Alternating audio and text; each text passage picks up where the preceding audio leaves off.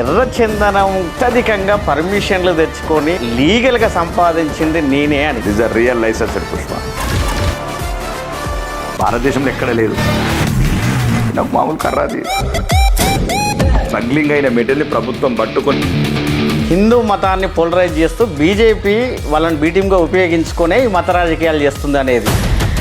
హిందూ మతాన్ని ఒకటి రాచి పెట్టుకోండి మురళీకృష్ణ, ఇది హిందూ సామ్రాజ్యాన్ని ఇక్కడ ఉన్న ముస్లింలు క్రిస్టియన్స్ అంతా ఎక్కడికి వెళ్ళాలి? నీకేం బాధ? నిరంతర ప్రక్రియ అది.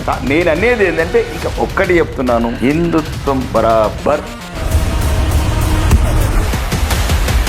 మా బిడ్డలను నుదుటి పొట్టు చేర్చిన ఏ నా కొడుకైన ప్రపంచం.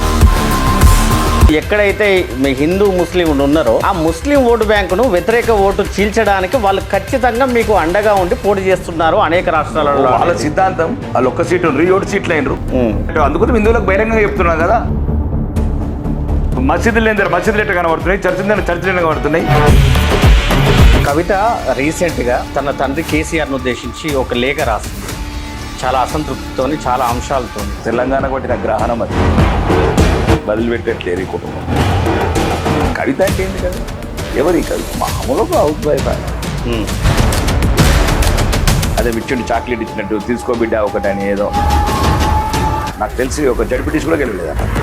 కానీ వాళ్ళు చేపట్టినటువంటి సంక్షేమ కార్యక్రమాలు, అభివృద్ధి కార్యక్రమాలు ప్రపంచంలో ఎవరు కూడా చేపట్టలేదని. ఆడబిడ్డలని ట్యాంకు బండు మీద బట్టలు ఇప్పి పలుకొట్టిన ఈనా కొడుకులా చెప్పి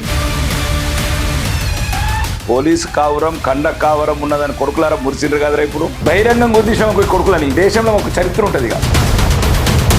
రేవంత్ రెడ్డిని కానీ కాంగ్రెస్ పార్టీని కానీ వాళ్ళ లోపాలను లేదా వాళ్ళ తప్పులను విమర్శించట్లేదు. దేశ ద్రోహుల కుటుంబము మా దేశపోడు గారు. ఈ రాహుల్ గాంధీ అనే వ్యక్తి మా దేశపోడు కాదు, మా మతపోడు కాదు. ఎందుకు కాదు?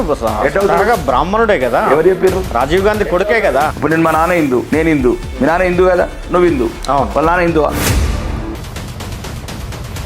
మెజారిటీ ముస్లింలు పాకిస్తాన్కు తరలి వెళ్ళినా కూడా ఇంకా చాలా మంది ముస్లింలు, జైనులు, బౌద్ధులు చాలా మంది దేశంలో ఉన్నారు కాబట్టి. పాకిస్తాన్ ఏ ప్రతిపాదకన విడిపోయింది చెప్పండి రా ఒక్కడన్నా ఈ దేశంలో? మత ప్రాతిపదిక. అది పాకిస్తాన్ ఇస్లామిక్ కంట్రీ, ఇది హిందూ దేశం ఎందుకు కాలేదు?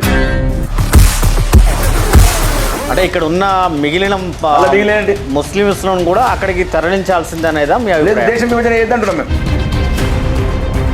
నిన్నగాక మొన్న ఒక బీజేపీకి సంబంధించిన నేత నడి రోడ్డు పైన అదే 146 ఒక అమ్మాయిని నైతికంగా దిగజారిపోయినోడు రాజకీయ ముసుగేసుకుంటాడు.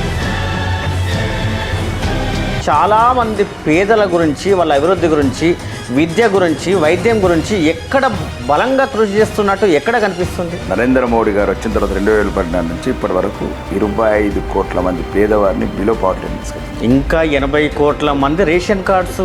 ప్రభుత్వాల తప్పిదం అది.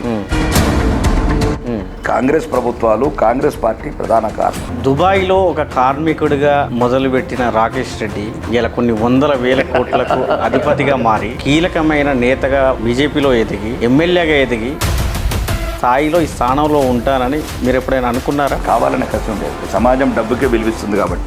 చిన్నప్పుడు ఎదుర్కొన్న కొద్ది అవమానాలు కావచ్చు, పెరిగిన విధానం కావచ్చు, ఎదుర్కొన్న పరిస్థితులు కావచ్చు, అప్పటి నుంచి అది బాడీలో కలిసి ఉండేది డబ్బు సంపాదించాలి.